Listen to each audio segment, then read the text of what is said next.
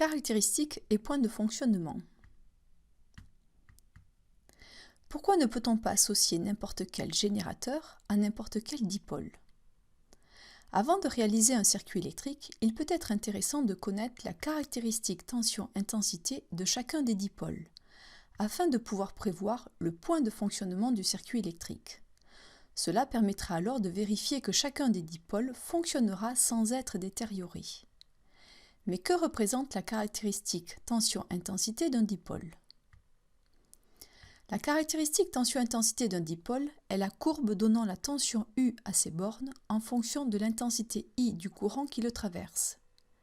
La pile a par exemple cette caractéristique, c'est-à-dire que la tension mesurée à ses bornes diminue lorsque l'intensité du courant qu'elle délivre augmente. Cela n'est pas le cas pour une lampe. La tension mesurée à ses bornes augmente si l'intensité du courant qui la traverse augmente. Chaque dipôle a sa caractéristique propre. Si on trace la caractéristique d'un conducteur ohmique de résistance R, on constate qu'il s'agit d'une droite passant par l'origine. La tension UAB à ses bornes est proportionnelle à l'intensité I du courant qui le traverse. La relation qui relie UAB et I s'appelle la loi d'Ohm et s'écrit UAB en volts égale R en ohms fois I en ampères avec R la résistance de ce conducteur.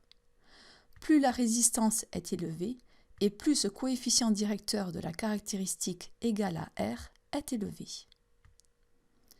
Réalisons à présent un circuit électrique en associant par exemple une pile et un conducteur ohmique. On peut connaître la tension U aux bornes de la pile et l'intensité I du courant qui circule dans le circuit. Il suffit de superposer les deux caractéristiques pour trouver leur point commun. Ce point P est le point de fonctionnement du circuit.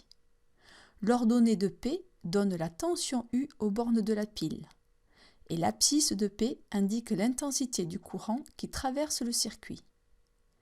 Si on change le conducteur ohmique, le point de fonctionnement P ne sera pas le même. Il dépend des dipôles présents dans le circuit. Retenons donc que la caractéristique tension-intensité d'un dipôle est la courbe donnant la tension U à ses bornes en fonction de l'intensité I du courant qui le traverse. Elle est propre à chaque dipôle. Pour un conducteur ohmique de résistance R, d'après la loi d'Ohm, UAB est égal à R fois I.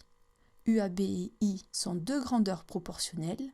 La caractéristique de ce dipôle est une droite qui passe par l'origine. Le point de fonctionnement P d'un circuit constitué de deux dipôles est le point d'intersection des deux caractéristiques. L'ordonnée indique la tension aux bornes des dipôles quand le circuit fonctionne et l'abscisse indique l'intensité I du courant qui les traverse. Réalisons un petit test de 3 questions. Mettez en pause lorsque le symbole suivant s'affiche pour prendre le temps de répondre. Choisir la ou les bonnes réponses. La relation U est égale à R fois I peut s'appliquer aux bornes A d'une lampe, B d'un conducteur ohmique, C d'une pile. U est égal à R fois I est la relation exprimant la loi d'Ohm, s'appliquant uniquement aux bornes d'un conducteur ohmique. La réponse B est correcte. Choisir la bonne réponse. Un conducteur ohmique de résistance R égale à 20 ohms est traversé par un courant électrique d'intensité égale à 50 mA. La tension électrique à ces bornes est égale à A 1000 volts, B 10 volts, C 1 volt. Il s'agit ici d'un conducteur ohmique dont la résistance et l'intensité du courant électrique qui le traverse sont connues. D'après la loi d'Ohm, U est égal à R fois I, avec ici R égale à 20 ohms et I égale à 50 mA, soit 0,050 ampères. D'où U est égal à 20 ohms fois 0,050 ampères, soit 1 volt. La réponse C est correcte. Choisir la bonne réponse. Un générateur a une tension considérée constante à ses bornes d'une valeur égale à 2 volts. Il est relié aux bornes d'une lampe dont la caractéristique est donnée ci-après. L'intensité du courant traversant la lampe est A supérieur à 200 mA, B égale à 200 mA, C inférieur à 200 mA. La caractéristique de ce générateur est tracée ici en rouge.